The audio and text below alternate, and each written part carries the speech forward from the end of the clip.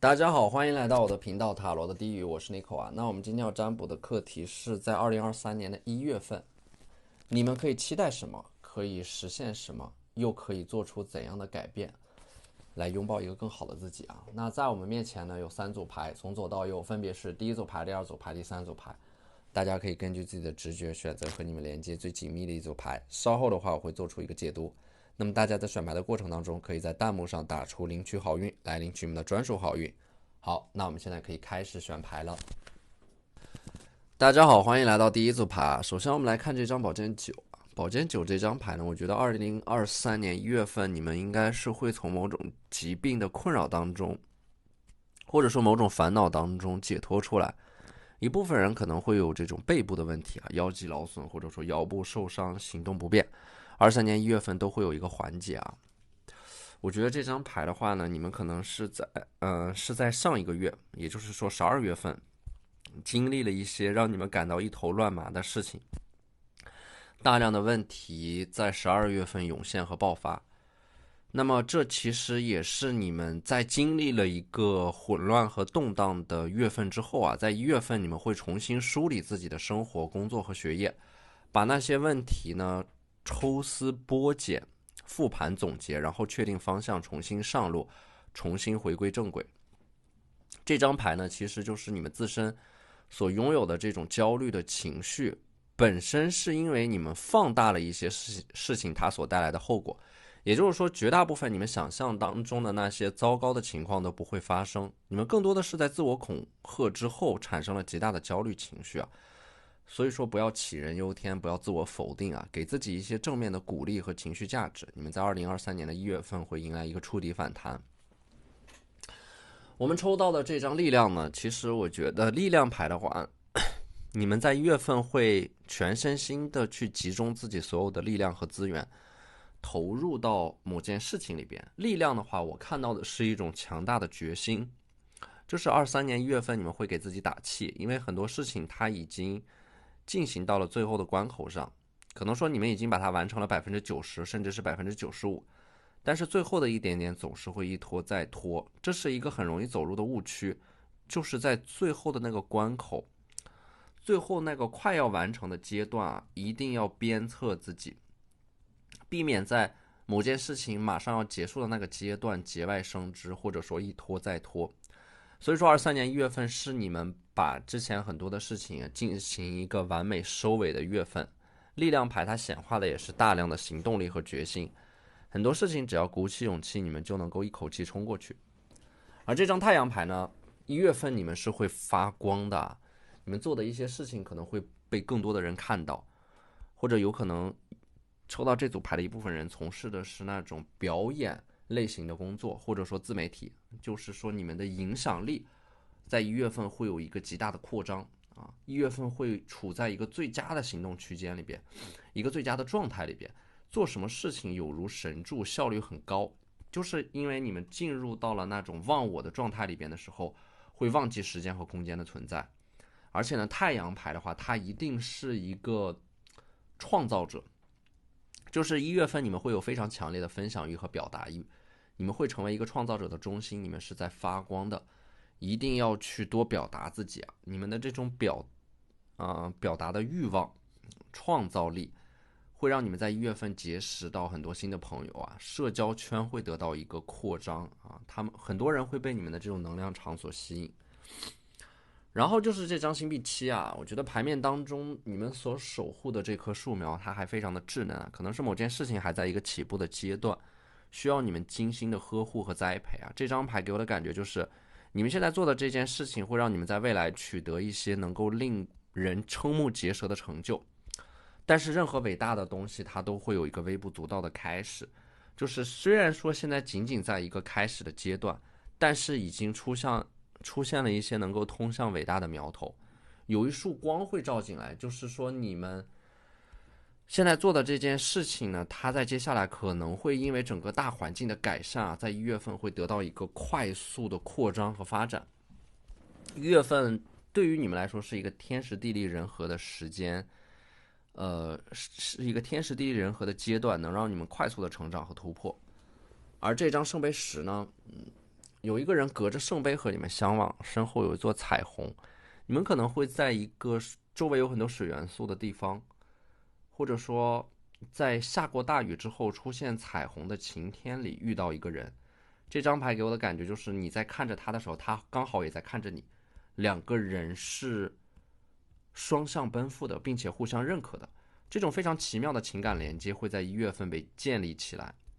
可能还就是这个人是突然闯入到你们的生命，突然闯入到你们生命当中的一个水象特质的人建立联系，会显化出频繁的联络和沟通啊，大量的交流，让你们感到不再孤单。你们发出的声音也会被对方听到，并且给出回应。身后的彩虹象征的是23年1月份会有很多不期而至的美好发生，而这些美好呢，它其实是一种琐碎的美好吧，就是它不是，它是那种我们每天都能够触碰得到的美好，比如说感受阳光和微风，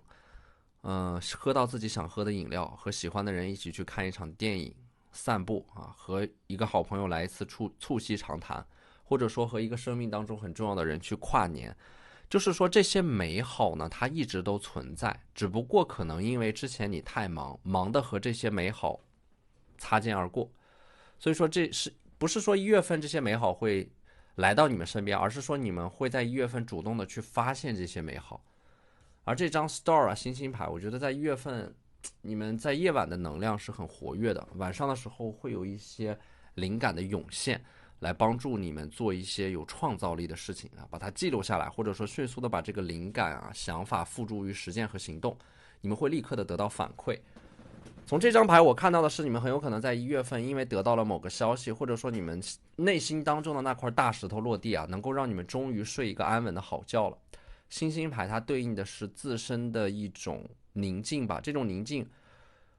会让你们重新回到，可能是因为这种宁静之所以能够得到这种宁静，是因为你们会重新回到某个能够令你们感到安全的、温暖的、舒适的环境当中。1月份你们整个人的状态是非常独立的、自由的、平和的，在1月份的这样的一个时间的场域里边，没有人可以打扰你们，你们会主动的屏蔽掉一些人和事，你们终于可以安静的做自己喜欢的事情了。这张牌其实我看到的是，你们还会达成和自己的一种和解吧，坚定的认同自己，接纳自己，认同自己存在的价值，肯定自己啊。这就是为什么这个星星牌它能够显化出来一种非常笃定的从容的状态。这张牌其实我感受到的是一种松弛感，一种能够让自己彻底放松下来的松弛感，不再逼着自己完成什么，而是跟着自己的心走。那么第7张牌呢是宝剑国王啊，你们可能正在思考着什么。在23年的1月份，你们之前大量思考，你们大量的思考会沉淀下来，可能在1月份会来到一个最终的决策阶段，或者说一锤定音的收尾阶段。你们在1月份会做出一个很重要的决定和判断。而这个宝剑五呢，你们身后断掉的2把宝剑啊，我觉得可能意味的是在1月份，这种被断掉的或者说中断的事情可能会得到修复，或者说破裂的人际关系会得到修复，某种之前半途而废的事情会被你们重新的捡起来，那也有可能是你们内心当中的某种创伤啊，你们在之前没有得到关注，它一直就在那里，但是1月份你们会尝试着去修复你们内心当中受伤的那一部分自己，会尝试着去疗愈它、填补它、拥抱它。当它被修复的时候，你们就可以重新上路了，你们就会重新回到正轨上。你们的灵魂在被修复、被疗愈之后，会重新变得完整。而接下来的这4张占星神谕卡呢，是在1月份宇宙给到你们的4个指引。第一张牌就是 Be bold and make the first move 啊，万事开头难。之前你们一直想做又没有做的一件事情呢，会在1月份莫名其妙的，就是你们会莫名其妙的开始做它，会莫名其妙的被你们启动。也就是说，第一步其实没有你们想象的那么难。你们迈出第一步，自然而然就会迈出第2步、第3步。它就像一个机器一样，一旦整个发条开始转动的时候，整个机器就会一直往前走，不会轻易的停下来。所以说你们要勇敢一点，热烈一点，你们所期待的那个生活正在一点点的向你们靠近。第2张牌呢是 Have faith in your dreams，对你们的梦想保持一种信仰。其实你们在做的这件事情，它并没有你们想象当中的那么难，或者说之前像这么难的事情，你们依然能够，就是过去你们还遇到过很多像这一次这样难的事情，但是你们同样都把它们克服掉了，所以说这次也不会有例外。它只是就是有一些事情或者说问题，如果你们要解决它，需要一定的时间。附着于生命当中的很多宝贵的东西啊，它也具有像生命一样的特质。比如说一些伟大的成就，它就需要时间去让它发酵，去踏踏实实的一点点的去积累。只有当你们拥有这种信仰的时候，你们才能够穿越周期，去到达那个理想的彼岸。你们要相信的一件事情就是时间，它是用来淘汰掉那些不坚定的人和事的。你们需要利用自己的信仰去穿越时间，去穿越这种动荡和混乱，去抵达那个理想的彼岸。而第3张牌呢是 You are very close to achieving your goal。 其实你们比你们想象当中的要更加接近你们的目标，就是说在1月份会迎来一个里程碑式的时刻，让你们确认你们现在正处在人生当中的哪个阶段。就是说1月份会有一个阶段性的成果呈现在你们的面前，这就会让你们吃下一颗定心丸，让你们知道你们的努力是有意义的，其实你们是在往前走的。而第4张牌呢是 Take time to breath out。 深呼吸啊，静下心来去体验每一次呼吸带给你们的感受，这个时候你们就能够屏蔽掉周围的环境对你们的影响和干扰。当你们能够专注在自己的呼吸上面的时候，你们就会感受到这个世界会忽然的变得安静下来。你们会需要从这种呼吸当中汲取到一种力量，而这种力量会让你们去反抗一些你们自己不喜欢的东西。要记住啊，很多东西用眼睛是没有办法看到的，你们要用心去感受。好，那这就是我们这期视频的全部内容了，非常感谢大家的收看。如果你觉得我的视频对你们有帮助的话，可以在我的视频下方留言点赞，或者你们的支持就是我最大的动力。那我们下期视频再见，拜拜。大家好，欢迎来到第2组牌。那么第2组牌的话，首先这张权杖8，我觉得在1月份你们可能会有一个快速的移动，物理环境的变化，旅行或者说回家。权杖8给我的一种很直观的感受就是之前被阻塞的、被卡住的这种能量重新流通起来，就好像是一直被压制的东西一瞬间被释放出来的感觉，很畅快。也就是说，你们之前可能一直在被某种客观因素所束缚和限制，但是在1月份会有一个窗口能够让你们重获自由，去做自己想做的事情啊，会显化出大量的自由意志和行动。可能说你们会在1月份把自己的工作和行程安排得很满，或者说在1月份一口气把之前一整年拖延的事情在1个月之内全部都处理掉，会有一个爆发啊！整个人在1月份是一种干劲满满的状态。这张权杖1啊，你们在1月份的一个想法会被点亮，你们会有一个一闪念间的想法，就说干就干，说走就走，所想即所得。这张牌其实象征的是灵光乍现，也暗示着你们之前的苦思冥想在1月份会得到一个最终的答案和结果。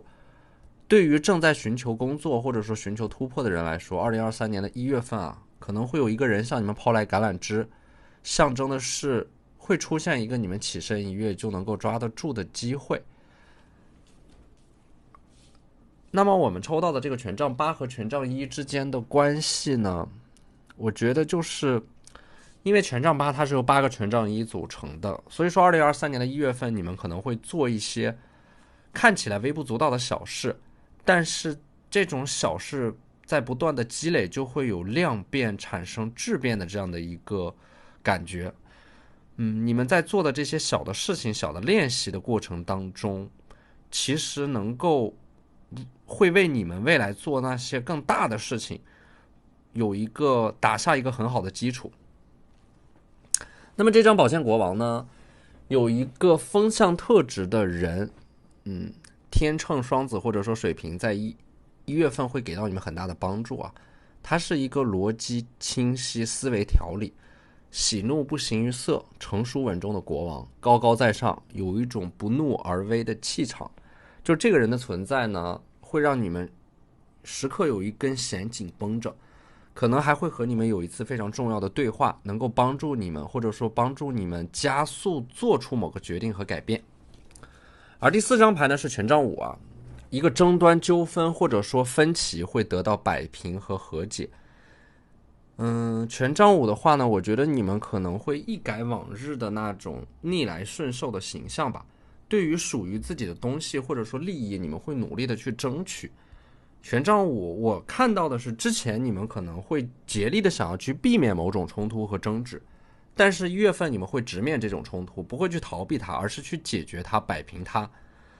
在这个冲突当中，你们会找到自己的方式去解决一些问题，而不是一味的逃避。这个权杖五呢，另一个解读角度就是它可能是你们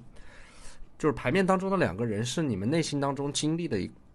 一种和自己的对话，你们在反复的拷问自己，或者说在纠结着什么，可能是你们内心当中有着某种抚不平的伤口，或者说解不开的死结。在你们经历了这样的一轮内心当中反复的自我拷问和反思之后啊，你们可能才能够彻底的放下一些心结，从过去走出来。而这张星币8呢，就是你们在1月份会投入到一件比自己更大的事情里边去，也就是说你们整个人在1月份的工作和学习效率是非常之高的，整个人自带着一种稳定的秩序感，在这个纷乱的世界好像与你们无关，你们有着稳定的规划，稳定的日常生活，会重新回归到一种井然有序当中啊。这种专注它就是一种最大的显化力，你们专注什么，你们就是在加持什么，你们就是在显化什么，你们就是在实现什么。那这种专注会让你们在2023年1月份心想事成，在学业啊工作上都会有一个很大的提升。这种提升它是这种基础能力的提升，不是流于表面的这种浮于表面的提升，而是说你们内在的核心技能得到了某种永久性的提高。而这张宝剑侍卫呢，我觉得它其实是1月份你们会得到一个能够令你们感到兴奋的，甚至是欢呼雀跃的消息啊。宝剑的话呢，我觉得本身它是一种斩断，就是你们会斩断某种你们不喜欢的生活方式，或者说删掉某个人，又或者说你们终于摆脱了某种束缚，如释重负啊。在这个过程当中，宝剑它这种斩断什么东西，其实第一步是最难的，或者说鼓起勇气去做出这种尝试是最难的。但是只要你们开始做，你们就会发现这个过程比你们想象的要简单很多。一旦开始做减法，就会不断的去做减法，然后会让你们的身上的这种包袱越来越轻。而这张权杖6呢，其实就是这张宝剑6，其实是你们在通往一个新的未来。你们身后断掉的这4把宝剑啊，可能是你们在一件事情上面屡屡的尝试，每一次的结果好像都有那么一点不尽如人意，有一点屡战屡败屡败屡战的感觉。但是这些断掉的宝剑呢，它其实象征的是某种失败的尝试，并不是来定义你们的，也不会来束缚你们，它反而会成为一种标志着你们成长的注脚。就是你们在这个过程当中会逐渐的领悟到一些东西，在这个过程当中你们正在迈向一个新的境界。而这个宝剑6呢，给我的感觉就是你们在某件事情上面，某个课题上面可能会有这样的一种大彻大悟，但是呢，这个大彻大悟或者说在某个课题上面变得精通和豁达，并非一蹴而就，而是说你们身后的这4把宝剑啊，一定是你们穿越了某种痛苦的周期和失败之后啊，从这种痛苦当中回收能量，然后不断的自我疗愈和成长，才能够走出那个不断重蹈覆辙的怪圈，通向一个新的未来。那么我们抽到的这张圣杯侍卫呢，我觉得你们在1月份可能会有一个大量的这种创造性的时刻啊，可能会尝试着去创造一些作品。这种作品呢，是你们灵魂自我表达的一种方式。如果说你们有什么想法，或者说很强烈的创作冲动的话，一定不要把这种想法停留在表面，一定要去做一些实际的行动，要重视这种表达的力量，一定要用某种方式来表达你们自己，绘画、演奏，通过自己的想法，通过这种视频文字的形式记录下来，去分享出去，它都是很有意义的。用一种把你们的思维、人生轨迹用一种方式记录下来，然后再把它们串联起来，你们会清晰的看到你是以一种怎样的方式在成长的。那么我们抽到的这4张牌呢，占星神谕卡给到你们的4个指引啊。第一张牌就是 The Energy is Gaining Momentum 嘛。1月份的话，它其实是有一种蓄势待发的感觉。你们在某个关口反复徘徊了很久，在默默的积蓄着什么，酝酿着什么，在等待着爆发。你们现在依然处于一个暗淡无光的阶段，那么说明接下来很快会有一束光照进来，你们会很快的找到一个支点，把之前所积蓄的巨大的能量全部都释放出来。它还给我的一种感觉就是你们可能会花大把的时间去迷茫，但是会用几个瞬间来成长。第二张牌呢是 Nothing is yet set in stone， 没有什么事情是刻在石头里的，就说明1月份很多事情它会发生变化，而且发生变化的这些事情可能是你们认为已经成为定局的那些事情，其实还是在缓慢的发生改变的，只不过你们看不到这种变化。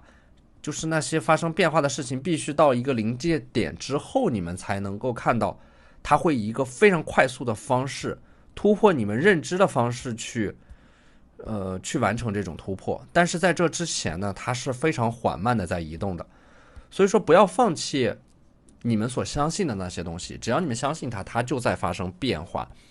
1月份的话呢，要多留意啊，可能会出现一些峰回路转的机会啊，可能会在一瞬间那些晦暗的事情就会变得柳暗花明。第三张牌呢是 The answer you need a coming。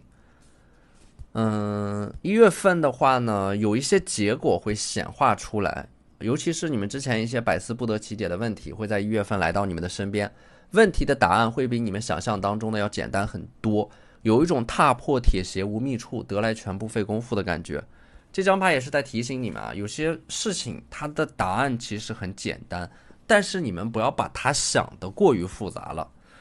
第四张牌呢是 Luck is on your side。这张牌暗示着在1月份的话，命运之轮的这个天平会重新向你们倾斜，会有一种被幸运光环笼罩，被命运所偏爱的感觉。大概率是你们在1月份会和某种危险擦肩而过，或者说有一些竞争的结果，在一些运气的加持之下，会让你们有惊无险的通过。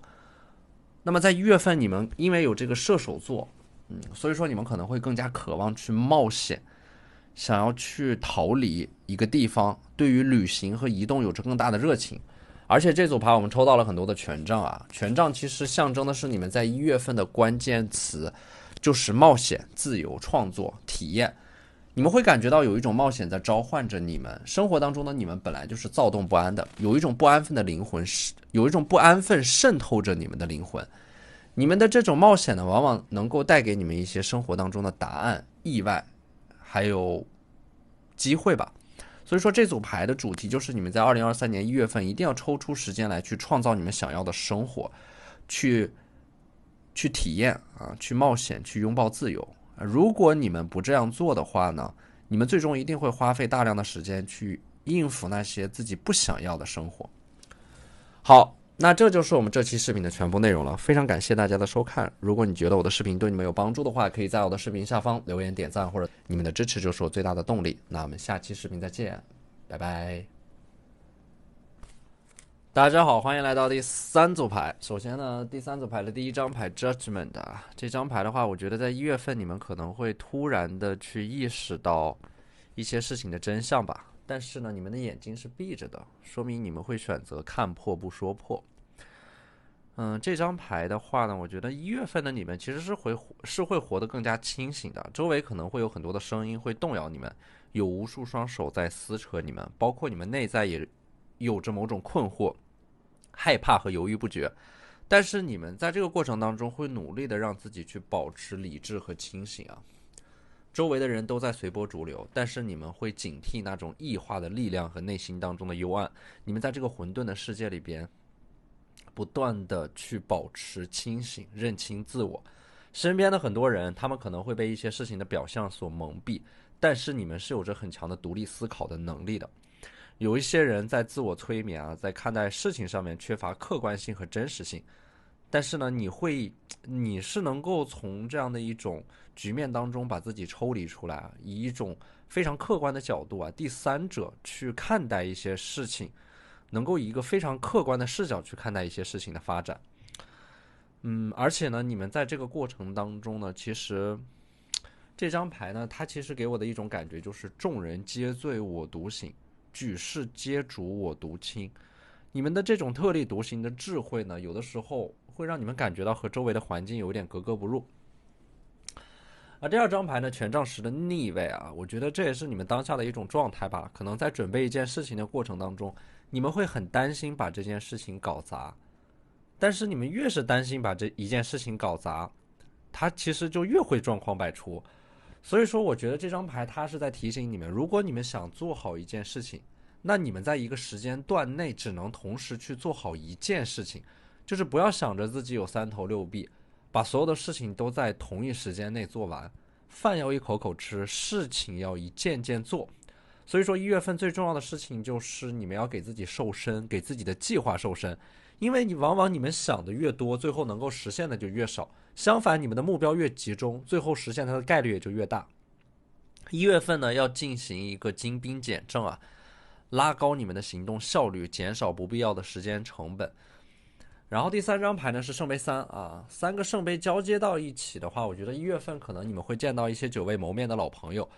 或者说参加一些活动啊、聚会啊，会有一些非常畅快的沟通和聊天，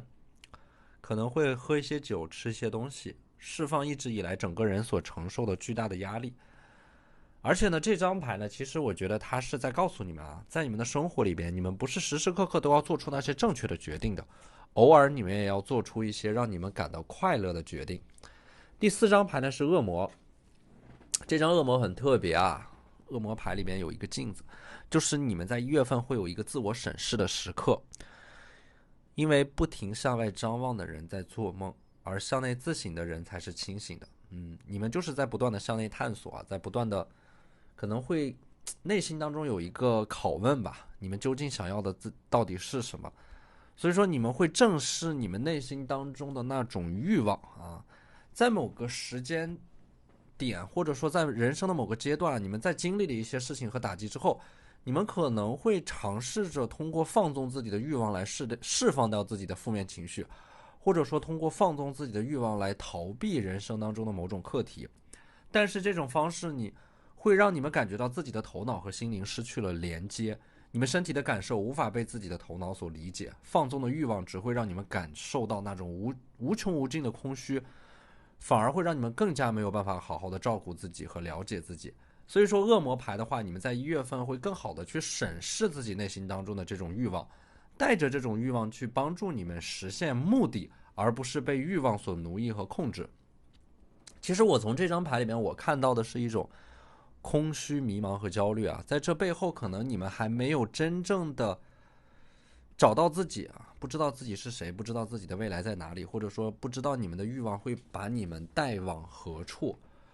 这个时候呢，我觉得1月份你们会给自己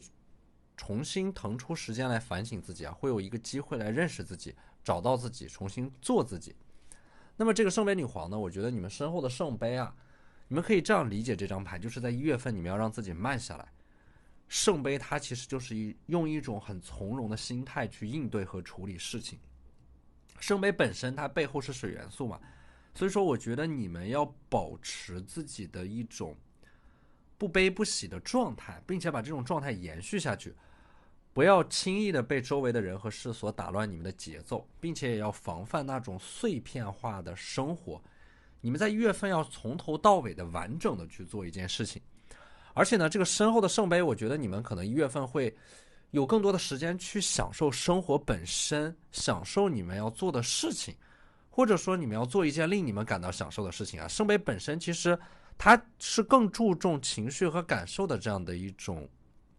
状态，会让自己慢下来，去倾听自己身上的每一种情绪。圣杯本身它就是一种接纳和包容，凡是你们所抗拒的东西，它都会持续存在。但是凡是你们接纳的，它都会变成你们自身的一部分，甚至能够推动你们自身的发展。所以说当你们抗拒某件事情，或者说抗拒你们自身的情绪的时候，你们可能会花更多的时间去聚焦在那件事情或者说情绪上面。这个时候你们所抗拒的那件事情和情绪就会被赋予更多的力量，它的这种阻力就会变得更加的强。所以说消融负面情绪最好的方式就是去接纳它。把它变成你们身体当中的一部分，聆听这种负面情绪向你们表达的东西，然后它自然而然就会消解掉。而这张月亮牌呢，我觉得可能也是你们之前经历过了一些很孤独的时光吧，在黑暗当中，一个人蜷缩在角落里边，可能深夜还会有巨大的情绪波动啊，甚至是大哭一场。你们之前一直都在某种情绪的困境里边不断的重复着，或者说在浑浑噩噩的生活，在一段反复受伤的关系里边不断的委屈着自己。你们会彻底的释放这种委屈啊，就是可能在深夜大哭一场以后，你们会有一种告别过去的这样的一个抉择吧，然后你们会选择向前看，有一点像是那种黎明前最后的黑暗。而且你们就是这张月亮牌，你们还会发现在你们经历的这些事情当中啊，你们能够意识到自己潜意识深处所隐藏着一些东西，它每一次都会让你们做出相同的选择，或者说爱上同样的人，或者说某种错误在不断的重蹈覆辙。当你们意识到这些东西的时候呢，你们会加以修正和改变。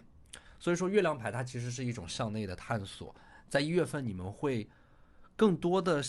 探索自己内在的这种潜意识层面的东西。1月份它是你们重新整顿和审视自己的一个月份，你们会用，可能甚至会用专门抽出1个星期的时间来把自己隐藏起来，不接触任何人，不看朋友圈，完完全全就是活在自己的世界里边。这种与世隔绝的状态啊，会让你们突然的去想明白一些事情，然后去确立一个目标。当你们确立了这个目标之后，其实你们就已经能够摆脱这种生命的牢笼和束缚了。一定会经历大量的思考啊、复盘和总结自己的过去。而这张权杖7呢，我觉得就是你们在1月份确立的这个新的方向和新的目标啊，它对应的是这个权杖。而且呢，牌面当中的2个人，我个人更倾向于认为，一个是现在的你们，一个是过去的你们。你们会和过去的自己达成一个和解，接纳自己的不完美，也会明白过去犯过的错误在某种层面上其实就是命运的剧本所让你们走的必经之路。你们不应该反复的责备过去的自己，或者说反复的责备怎么自己当时没有做得更好一点，因为你们会从真正意义上明白为什么我们是如此这般不完美的存在。所以说我们会接纳自己的不完美，而这才是我们通向完美的第一步，也是最重要的一步。而这张逆位的星币6啊，我觉得你们在1月份可能会更加注重储蓄而不是消费，你们会变成一个生产者而非消费者，会做到理性的消费，适度消费，会意识到自己过往的一些不理性的消费习惯啊。这个逆位的星币6代表的是你们正在重新找到一种平衡。那么接下来的话呢，我们抽到的这4张牌也是占星神谕卡在1月份给到你们的4个指引啊。第一张牌就是 Expect Powerful Change， 1月份会有一种改头换面的能量，你们会完成一个快速且漂亮的转身，修正过去的错误，及时止损，对于一些事情的观点看法都会发生改变。而这种改变其实是基于你们在经历之后，整个人能够理解更多的事情，能够变得更包容。那这其实本身就是一种成长。你们可能在遭遇了一些事情之后啊，你们的性格已经在悄悄的发生了改变。而第2张牌呢是 Balance Spirituality and Practicality， 还是要做到知道和做到的平衡啊，跨越那个知道和做到的鸿沟。行动力要跟上你们的想法，并且当你们学会做减法以后，你们才能够在有限的资源，你们才能够将那些有限的资源聚焦到那些高价值的区域，而不是把有限的资源平均的分配给每一件你们想做的事情。要做到有的放矢，先做那些最重要最紧急的事情。第3张牌呢是 Work Through Your Fears 啊，1月份我觉得你们可能会有一个新的尝试和改变吧，在工作上面会运用到一些新的工作方法，或者说会涉足到一个新的领域。一开始你们可能会有一点恐惧，但是这种恐惧其实是你们想象出来的一种困难，这种困难是经过了你们的想象力之后，主观的人为的放大了。所以说你们要去觉察到你们内在的这种负面想法为什么会有这样的一种想法，接受并观察它，然后和这种负面想法去保持一定的距离。因为这只是你们脑海当中的一种想法，它并不是真实存在的，也还没有发生。所以说这种恐惧其实就是你们把想象力用在了一个错误的地方。而你们在克服恐惧的过程当中啊，有一个很好用的方法，就是你们要与想做的事情发生关系，想象自己已经成为做到这件事情的人之一。那通过这种想象，能够帮助你们获得一个新的身份，来唤起你们对达成目标的这种核心的驱动力，驱使着你们去挑战一个又一个的目标。而这才是你们去运用想象力的一种正确的方式。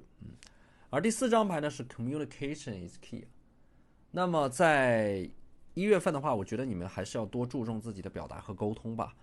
注重这种表达和沟通的力量，能够帮助你们以最低的成本去解决一些问题啊。这张牌也是在提醒你们，在人际关系当中有一些问题困扰你们的时候，不要一个人闷头瞎想，而是要主动的去建立这种沟通，明白对方在想什么，或者说在人际关系当中你们遇到的问题是什么，怎么去解决它，能不能通过沟通来解决。要注重自己的表达方式和技巧，而且要主动的提高自己的表达的欲望啊，而不是出了什么问题都是一个人憋着不说，这样很容易会陷入到被动。沟通其实它本质上就是主动去解决问题的一种态度。